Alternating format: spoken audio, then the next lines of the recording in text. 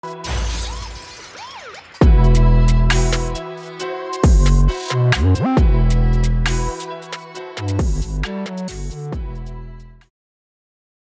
bem, estamos aqui no Dia do Escritor, dia 25 de julho, essa data tão especial que une, né, a literatura brasileira. E hoje nós estamos com uma conexão importantíssima, né, que é a conexão Bahia-São Paulo, São Paulo-Bahia.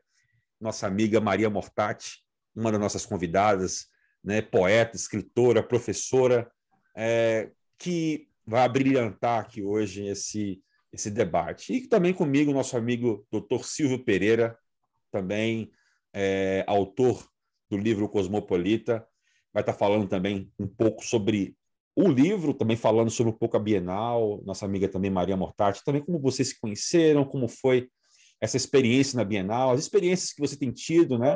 E um pouco da inspiração que vocês trazem, né, nesse contexto literário que de repente é tão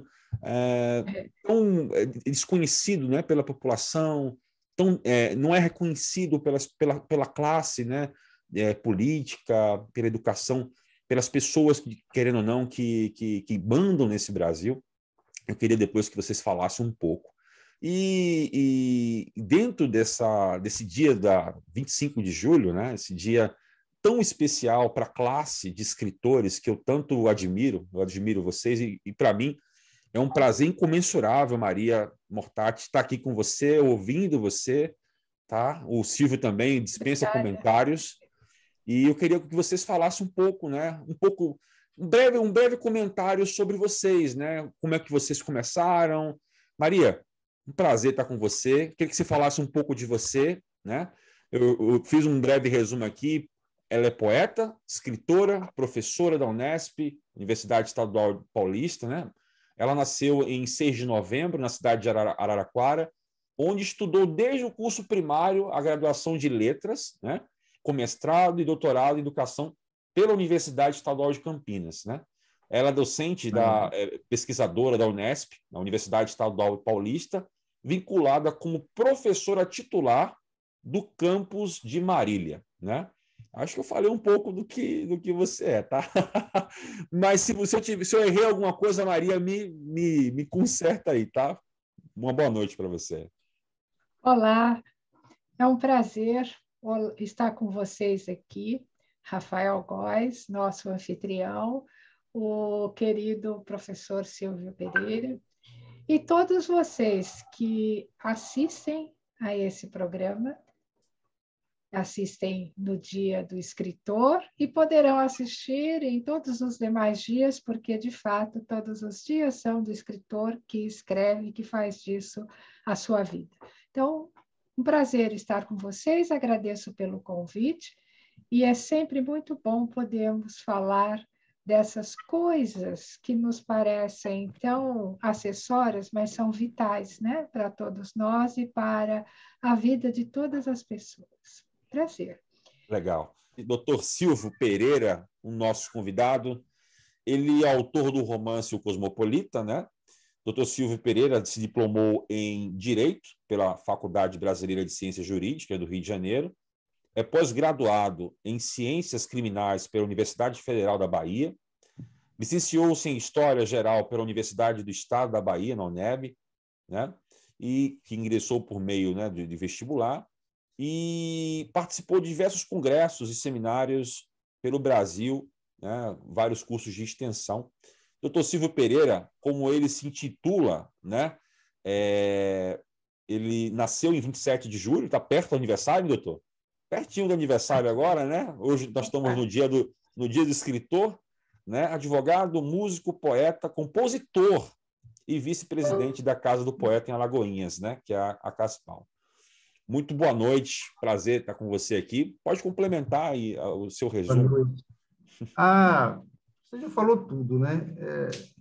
A história nossa ela é pequena, não tem muita coisa, mas é uma história bonita de trabalho, de estudo. Fui servidor público durante quase 10 anos aqui, como técnico, também sou projetista, né? Sou desenhista arquitetônico.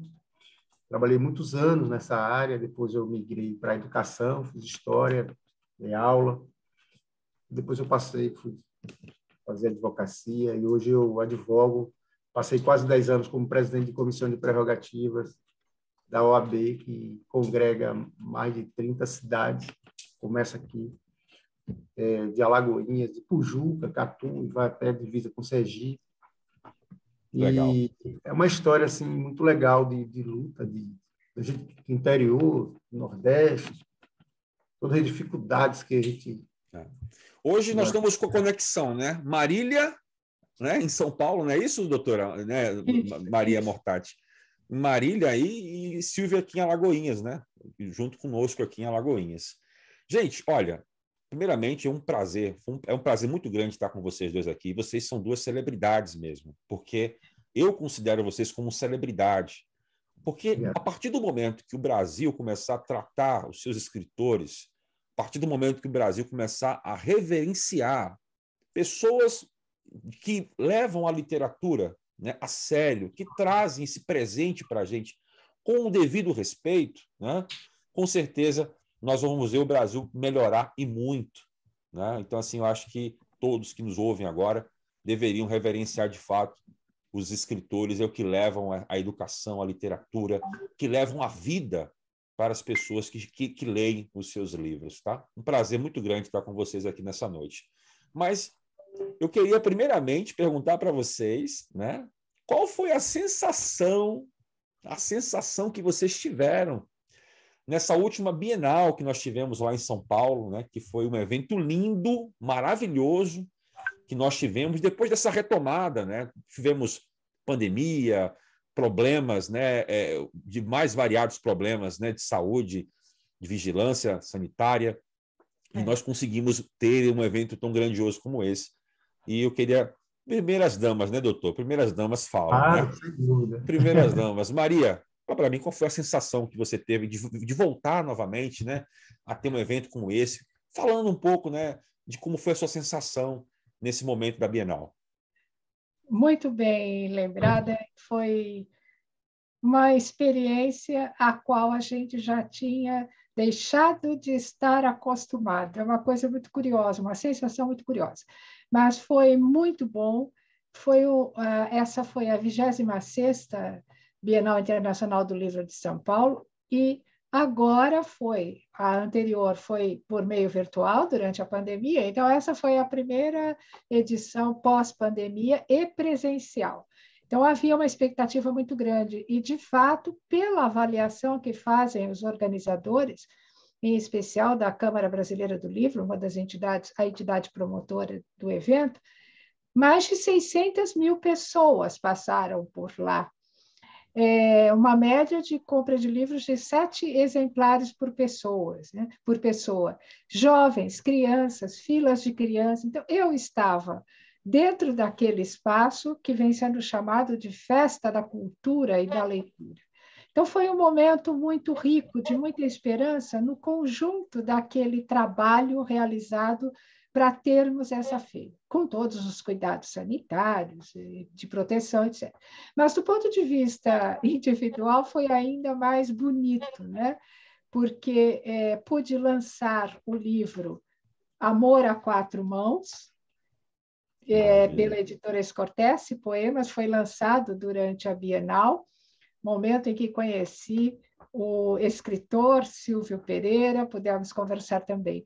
E foi lançado durante a Bienal e durante a comemoração dos 40 anos da editora Escortece, que nos acolheu onde estávamos para o lançamento do livro. Então, tudo ali era um clima de festa. E de festa, vou dizer a você, para uma poeta, escritora, professora, estou acostumada a estar no meio de pessoas, conversar com as pessoas, mas estar no lançamento, nesse momento histórico, dentro de uma Bienal, foi uma experiência fantástica. Eu até hoje recupero as fotos, olho, já montamos. Mas parece que é a primeira vez, né, Maria? É como se fosse a primeira vez, depois de um tempão. Agora, porque eu lancei anteriormente, Rafael, pela mesma editora, outros 2 livros, né? Mulher Umedecida e Mulher Emudecida. Quando eu lancei, foi durante o período da pandemia, um de 2020 e um de 2021. Então, foi um lançamento virtual. Quando chegamos àquele espaço, e o abraço das pessoas, o calor das pessoas, o clima de festa foi fantástico. É Mas o que eu diferente, gostaria Maria, é diferente, é é muito diferente. muito diferente. E olha, eu fiz questão de dizer aos amigos que estiveram no lançamento virtual que eu gostaria de vê-los ao vivo. E só para acrescentar, reencontrei antigos amigos, né? E fiz muitos novos amigos durante a pandemia nas atividades online, que tive também a oportunidade de encontrar lá. Mas para complementar, Rafael, tem algo que você mencionou no início, né? A Bienal foi um sucesso depois da pandemia, para nós foi tudo muito bom, tudo isso que eu disse. Agora, neste momento histórico, neste contexto do país, esse momento da Bienal tem um significado ainda mais importante. Quando não se dá valor à cultura, infelizmente, quando as políticas públicas não investem no lugar do livro, da educação, tudo o que vimos e vivenciamos lá foi de uma esperança muito grande. Os jovens, as crianças lendo, as crianças fazendo festa na Bienal. Então, é sinal de que o livro está vivo e é sinal de que nós precisamos continuar lutando para que todos tenham o direito ao livro, o direito à literatura, o direito a esse bem cultural que é uma condição de humanização. Foi Que muito maravilha. bem bom, então, foi inesquecível. Silvio, fala um pouco para a gente da sensação que foi participar dessa Bienal. Falar depois da sumidade da professora Maria Murtati é complicado, porque ela já falou tudo, né? E ela, que já tem costume, que já está nessa vida aí no Sudeste, assim, lidando com os livros, com a literatura, mais tempo que eu tenho certeza disso, imagine a minha emoção de estar lá, né? Poder encontrá-la, abraçá-la, conversar e conhecer novas vertentes da literatura, novos caminhos. Também tive a oportunidade de conversar com Tom Zé, o baiano, né, cantor, o qual autografou o livro para mim, Itamar Vieira Júnior, o acadêmico Antônio Torres, que é daqui da nossa terra, aqui da Bahia, que fez questão de conversar com a professora da UNEB. Eu estava a 50 quilômetros de distância do local da Bienal, estava muito cansado quando uma professora da UNEB, aqui, a professora Maria José, professora de literatura, Silvio, vá agora lá na Bienal que a doutora quer te conhecer. Eu fui rápido e nós nos abraçamos, conversamos, tiramos fotos. Vamos estar agora aqui, também aqui no Litoral Norte, agora esses dias na feira de literatura, né, que vai ter na Praia de Forte, aqui no Litoral Norte da Bahia. Então, foi muito bom, uma coisa muito boa, tive a oportunidade de conversar com o Marcelo Rebelo, presidente de Portugal, o qual eu presenteei com um livro, olha quanta coisa. Então, assim, foi realmente uma emoção, eu sempre tive vontade de visitar e participar e acompanhar a Bienal. Só que eu apareci lá como personagem, então isso é muito mais gratificante. Maravilha. E ao lado da professora Maria Murtati, não tem preço uma coisa dessa. Uma pergunta para vocês. Ambos são poetas, né? É assim que vocês se intitulam. Aí eu queria perguntar, claro, primeiro para as damas, né, doutor? Sempre. Primeiro para as damas, do que é feita a poesia e por que há poesia em sua vida, professora Maria Murtati? Bela pergunta, né, para um poeta. Antes, porém, me permita só fazer um comentário aqui em público. Não esqueça, Silvio, quando você encontrar o querido Antônio Torres, de transmitir a ele o meu abraço, porque você comentou que durante a Bienal você pode encontrar tantas pessoas queridas, tantos escritores importantes, inclusive o presidente de Portugal, país homenageado, também pude fazer isso, mas não era essa questão. Aqueles que eu não pude encontrar, porque o tempo de permanência foi curto, dentre eles, Antônio Torres. Então, fica o registro aqui de que vai o meu grande abraço, que eu gostaria de tê-lo Vamos fazer uma menção a ele na nossa rede social. Pessoalmente, um acadêmico um dos imortais e um grande escritor, obviamente. Bem, por que sou poeta? A gente sempre se recorda das coisas que mais fez na vida e talvez possa fazer no balanço, eu já na minha idade posso fazer um balanço que é assim, se eu pudesse dizer aquilo sem o qual eu não posso viver, e isso aprendi ao longo da minha vida, é escrever, né? Não apenas porque sou professora e escritora, escrevo há décadas, publico livros acadêmicos, científicos, até ganhamos um jabuti, né, com a publicação de livros científicos. Mas também sempre escrevi poesia, principalmente textos poéticos, poemas, né, sob a forma de poema, mas também em prosa. Escrevi literatura. E se me perguntarem por que deixei por tanto tempo, né, de publicar, comecei a publicar muito recentemente livros autorais com poesia, porque sempre nos parece que alguém tem que sustentar o poeta, né? Então, trabalhamos e continuamos trabalhando para ter tempo de escrever poesia. Por quê? Porque é uma vocação. Entendo que o poeta escreve, lá no meu blog, no meu site, a epígrafe é essa: poesia salva. A poesia nos salva, a nós poetas, nos salva, a mim pelo menos, nos piores e nos melhores momentos. Escrever é uma forma de viver. E se não escrevesse, costumamos dizer, conforme o conselho do poeta e escritor alemão Rainer Maria Rilke, se não escrever, morreremos? É mais ou menos essa a resposta. Sim, morreremos. Por quê? Porque disso é feita a vida. Então, para mim, a poesia é importante. E eu gostaria muito, e essa é uma luta cotidiana nossa, para que a poesia e a literatura fossem importantes para muitas pessoas, para todas as pessoas. Certa vez, numa entrevista, a escritora Lígia Fagundes Telles, recém-falecida, respondeu a uma pergunta que a entrevistadora lhe fez. Por que ela escreve, né? E ela escreve prosa, principalmente, e contos. E ela disse, bom, é a minha forma de lutar. Alguns lutam com bisturi, outros lutam com a lei, e eu luto com a literatura. É uma vocação, não posso deixar de fazer isso. Tomo emprestadas essas palavras. Mas, se me perguntar também por que escrevo, em especial, poemas, a poesia sob a forma de poemas, que é meu tipo de escrita predileto, é porque é assim que a vocação se manifesta. Podemos até escolher, é um trabalho poético muito grande. Mas vou recordar, só para encerrar, me permita, um dos famosos versos do poema O Poeta Operário, do poeta russo Vladimir Mayakovsky.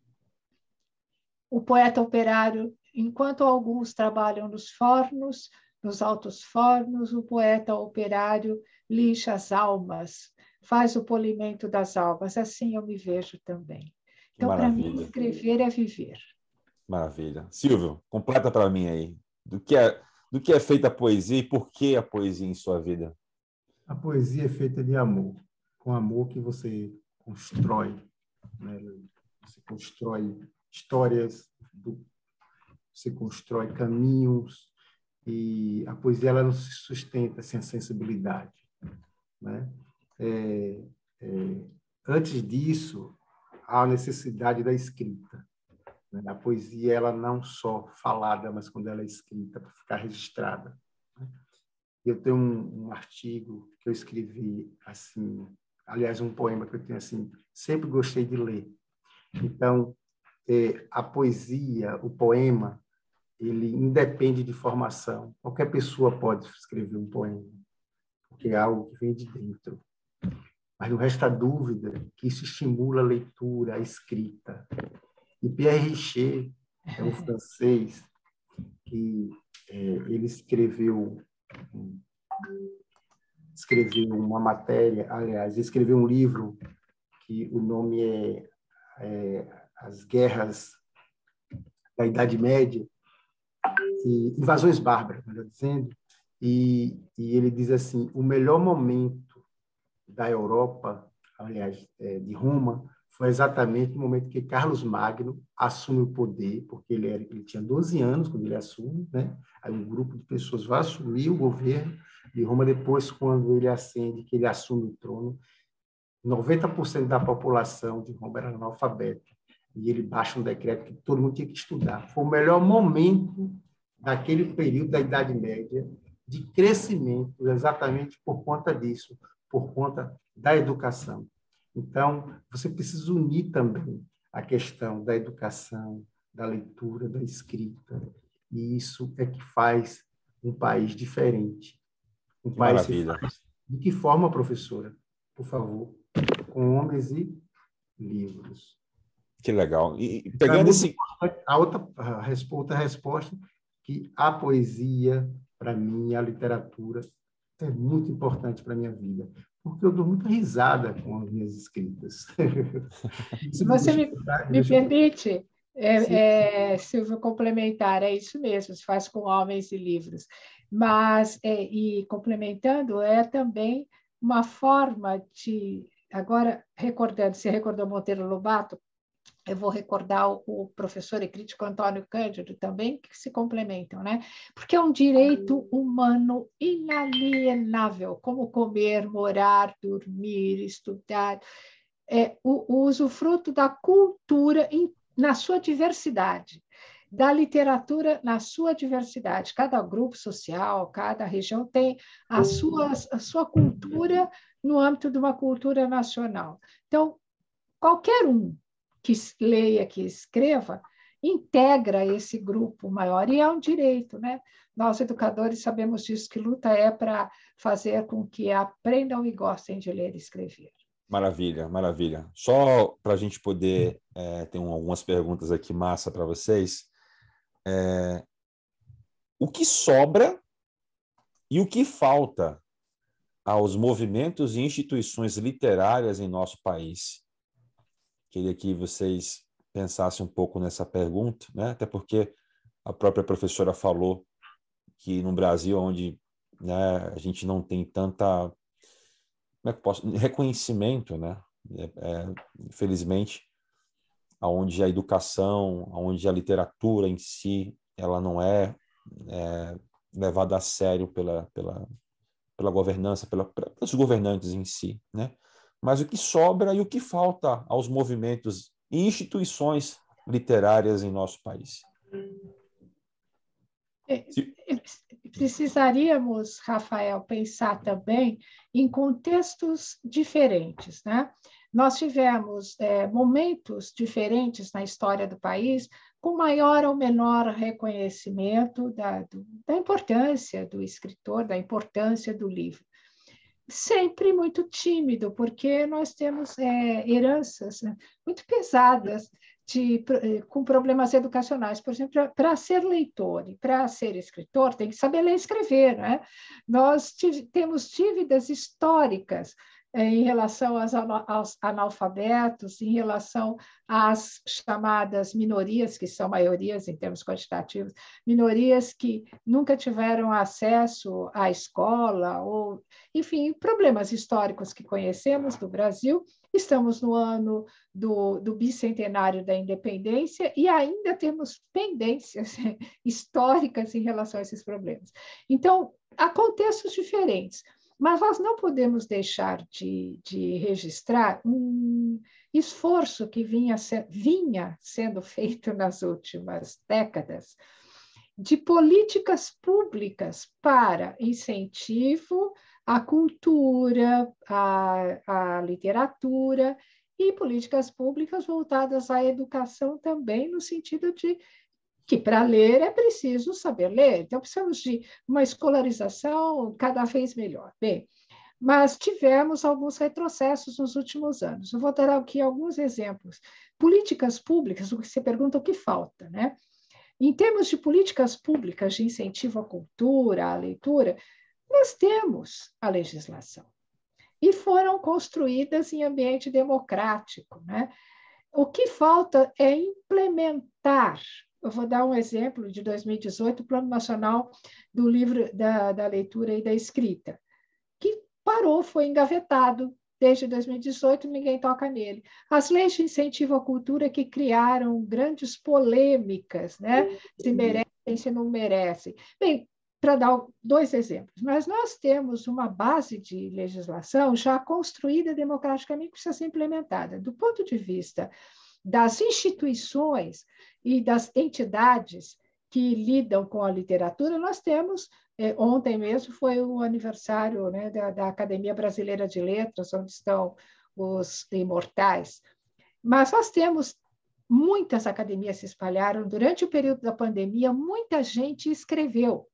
Isso é muito interessante. Muita gente escreveu, muita gente leu, muitos novos autores publicaram seus livros, e podemos dizer que sites, revistas, oficinas de escrita também se ampliaram durante esse período. Então, há uma demanda de pessoas que querem escrever.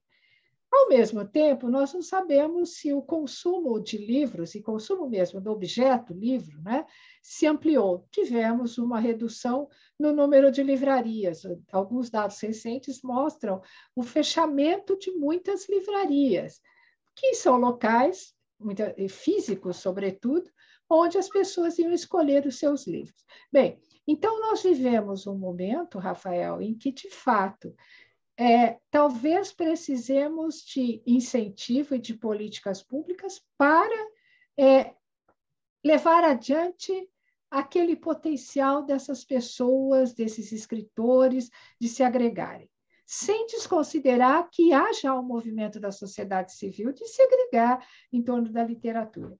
Mas nada disso se faz sem esta base que a gente chama de políticas públicas que tornem rotineira a aplicação desses programas em prol de toda a população. E aí, Silvio, recordar, né? Você concorda? Concordo, sim, claro. Houve realmente um retrocesso, né? Porque o incentivo à cultura compreende todos os mecanismos públicos e privados que fomenta e viabiliza exatamente essa coisa da proliferação do livro, da cultura, desenvolvimento intelectual do ser humano. Sem educação, sem as pessoas saberem ler, sem realmente um projeto voltado para o incentivo à cultura, nós não vamos ter realmente, nós não vamos ter um resultado satisfatório.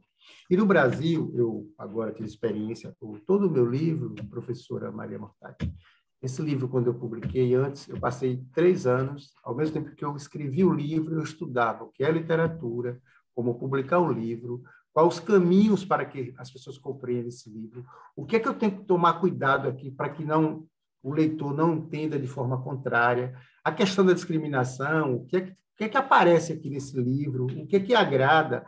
Eu quero a questão do eu lírico, eu quero movimentar, eu quero aquela coisa da opinião, da expressão, das emoções, mas eu tenho que ter cuidado quando eu colocar essas palavras. Então, eu preciso realmente fazer algo que isso agrade ao meu público, porque eu estou escrevendo para um público, não é para mim. Então, eu tive que tomar esses cuidados.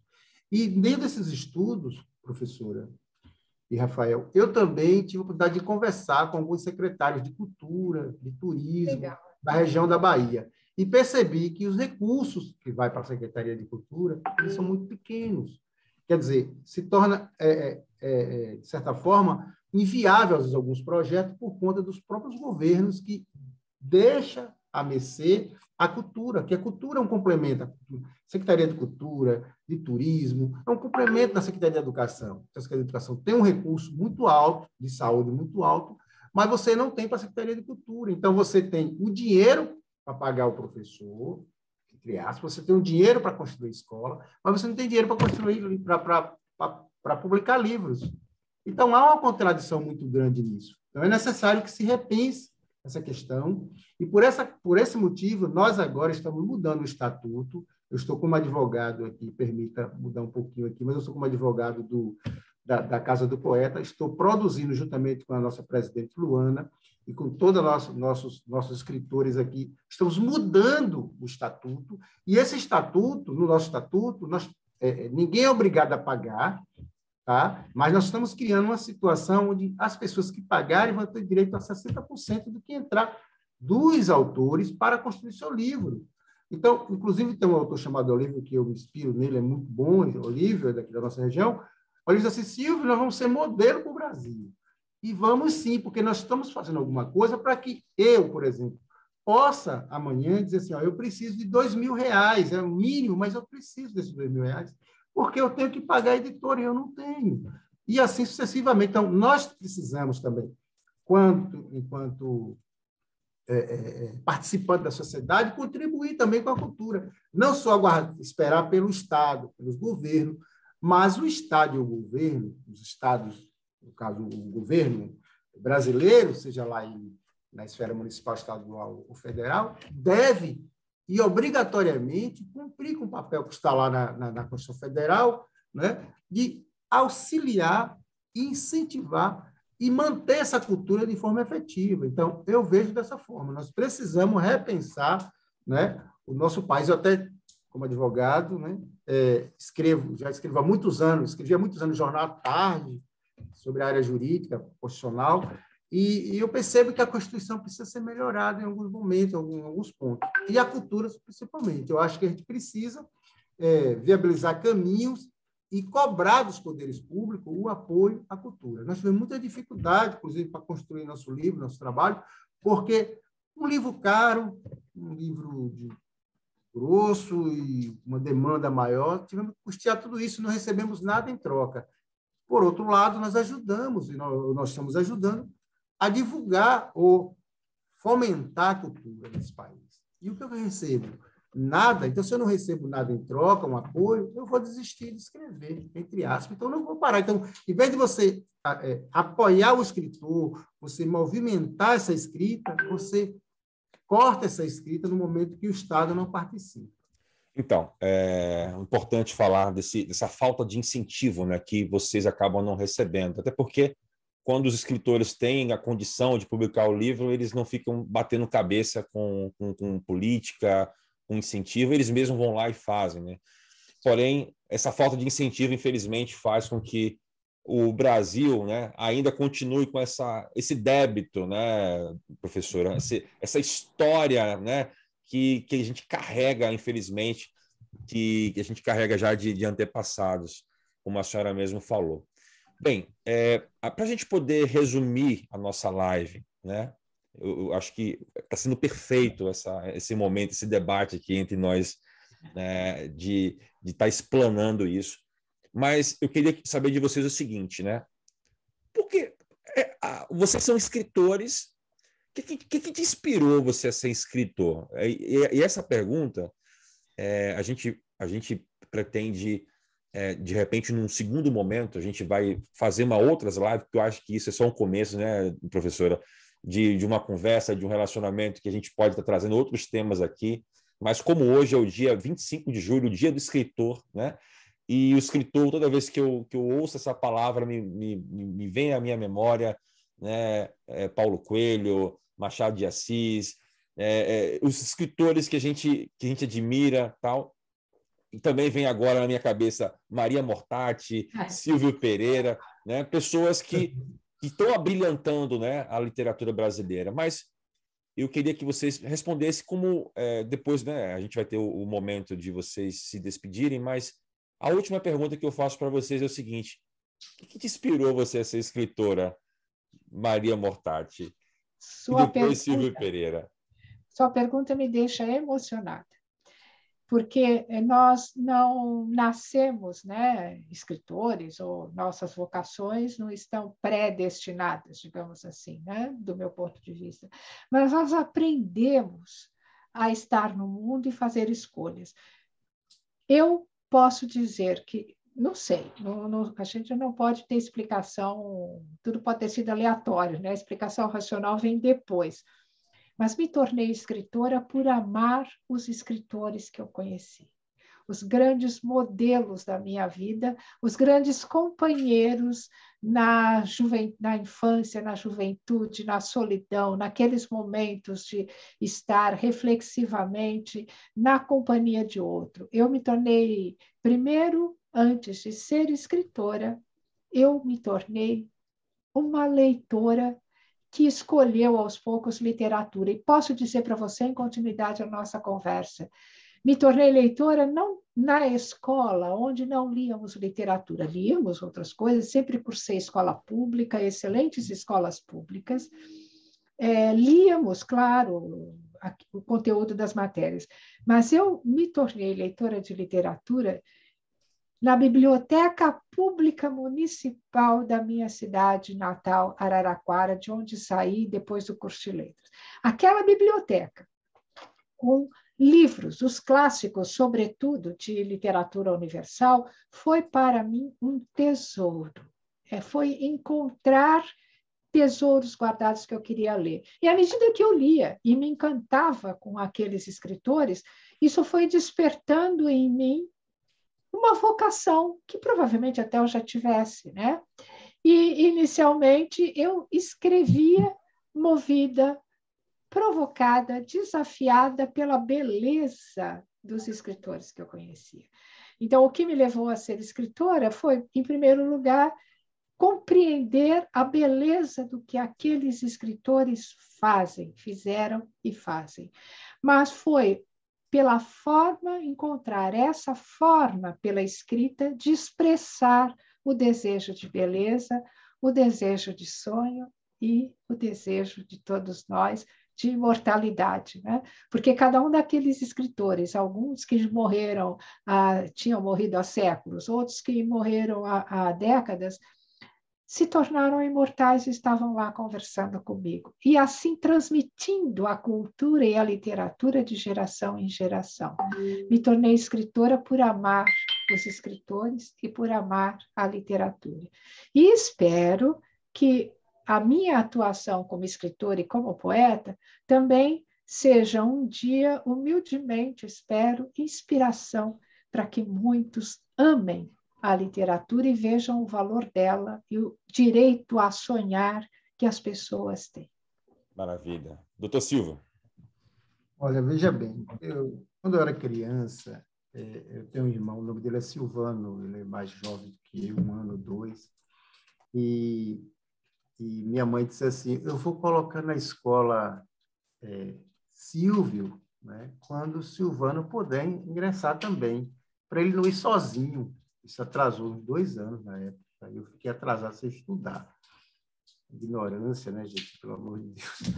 E aí eu fui, com todo respeito, fui estudar e tal. E logo aprendi a escrever, logo meu nome, e desarmei. Daí ela percebeu, né, que deveria ter me colocado mais cedo, porque meu irmão não quis nada com o trabalho, com o estudo. Ele gostava de jogar bola e tal. E eu comecei a me envolver com a escola e tal. E nos primeiros livros que eu comecei a estudar, a ler, eu me deparava com as poesias de Fernando Pessoa. Eu ficava encantado com aquelas poesias e tal, e cresci lendo um pouco Fernando Pessoa, e durante toda a minha vida de estudo, eu levei uma vida assim, tinha que estar estudando mesmo e tal, eu me aproximei de João Baldo Ribeiro, né? Então, eu gostava muito daquelas histórias dele, como eu vejo o mundo, a vida como ela é, não sei o quê, Jorge Amado, e agora, finalmente, né, pouco tempo, não tem muitos anos, mas Ariano Suassuna, eu fui para o lançamento no Rio de Janeiro, porque eu estudava lá, o lançamento do Alto da Compadecida. Eu fui para o lançamento no Rio de Janeiro, lá na praça, falo assim, bom, então, o que levou eu a escrever, eu gostar de poesia, eu ser escritor, é exatamente essa mágica, né, que a literatura traz. Você consegue pegar assim, algo que você nem imagina e você consegue transformar aquilo como se fosse realidade. Então, é uma coisa assim, legal, algo que me deixa muito feliz em escrever. Eu gosto de estar contando. Hoje eu tive a oportunidade de conversar com você, falar um pouco sobre o Cosmopolita, e você ria e você achava interessante. E eu gosto dessa coisa de você imaginar, né?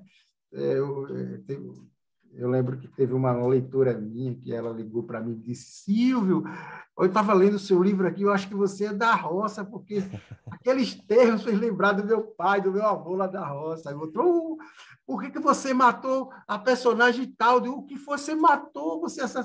Então, essa coisa dessa ligação do escritor com o leitor, essa coisa de você discutir a realidade um pouco controvertida, ou sei lá. Enfim, isso faz com que ele traga uma emoção, você se torna diferente do que você é. Então, é isso.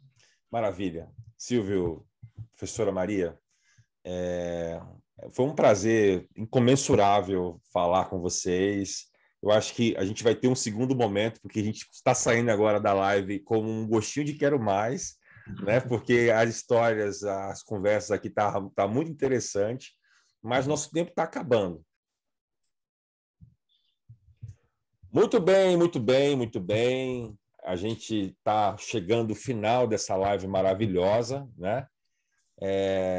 Foi um prazer muito grande participar com vocês dessa entrevista, desse bate-papo, né? Um bate-papo tão descontraído, tão legal, que a gente conseguiu elucidar muitas coisas, perguntas importantes, colocações importantíssimas, e com essas duas celebridades que nós estamos aqui, né? Que é a professora Maria Mortati e o doutor Silvio Pereira, que participou dessa live conosco no Dia do Escritor, Dia Nacional do Escritor. E para fechamento, eu queria primeiro, doutor Silvio, que você falasse suas considerações finais, e depois eu vou pedir para a professora Maria Mortati encerrar, né, um poema que ela vai recitar para a gente aí, tá? Doutor, foi um prazer participar dessa live. Suas considerações finais. Me trouxe aqui foi exatamente esse livro. Estou muito feliz, emocionado. Eu não tenho como agradecer a todas as pessoas que contribuíram, a minha família, aos amigos, não é?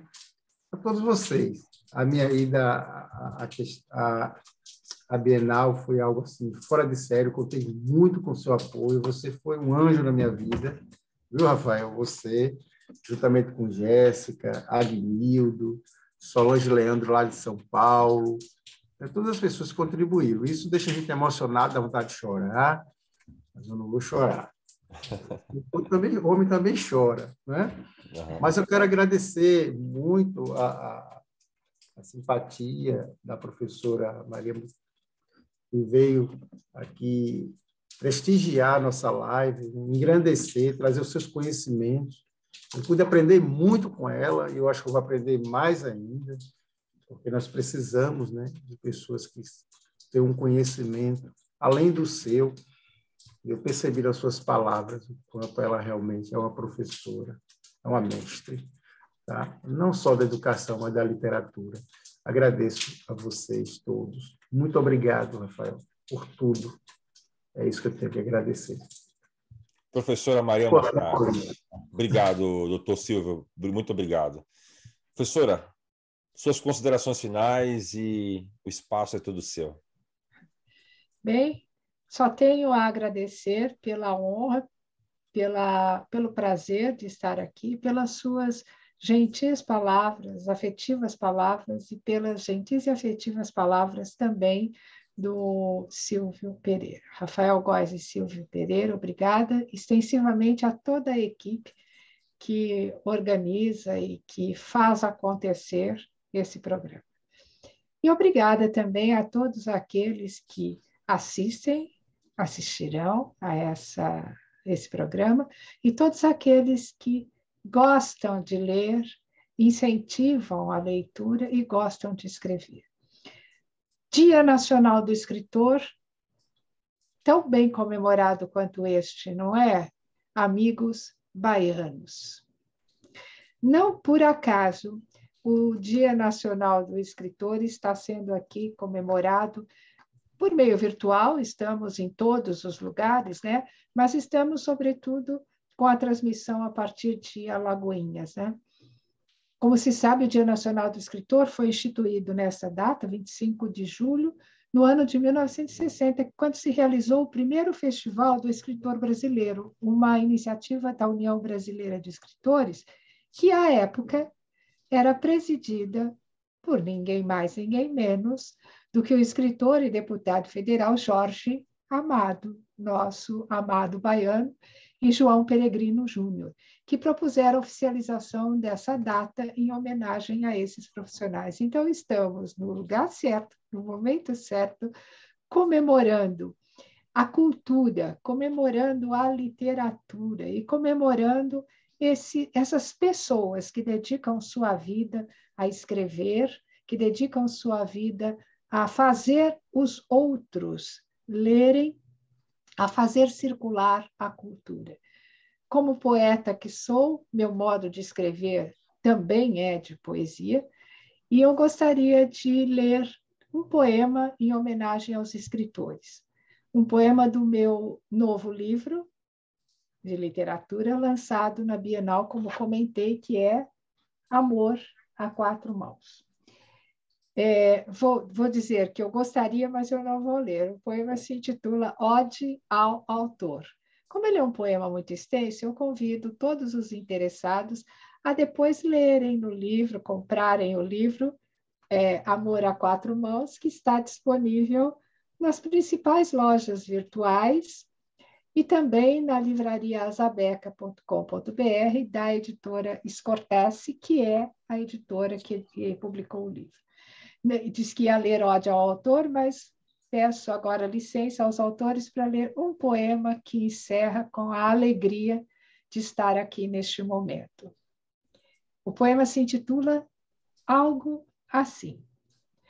Algo assim, como um querubim ou certo arlequim, vestido de cetim, pintado de carmim, perfumado de jasmim, caiu no meu jardim.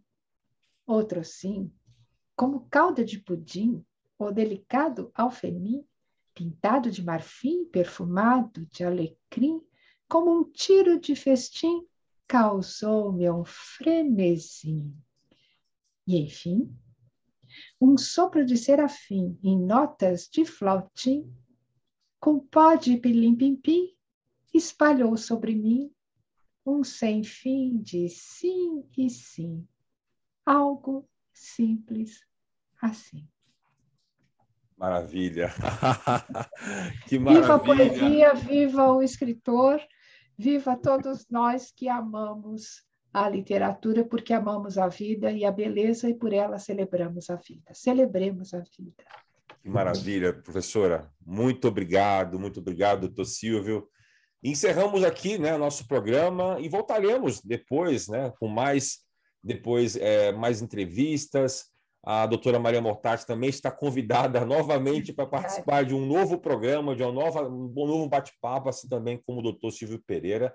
E você que nos ouve agora, né, nas nossas redes sociais, no nosso programa, se ligue uma coisa, vamos deixar aqui também o link dos livros, né, dos lançamentos da professora Maria Mortati e também do doutor Silvio Pereira aqui na descrição, na bio, tá? Então, se vocês tiverem interesse de comprar o livro, você vai estar com o link ali, é só você clicar e ir até a página do fornecedor do livro, tá bom? Encerramos aqui nossa live, nosso programa e agradecemos aos nossas celebridades, nossos convidados. Que Deus abençoe vocês e um forte abraço. Até a próxima. Parabéns aos escritores.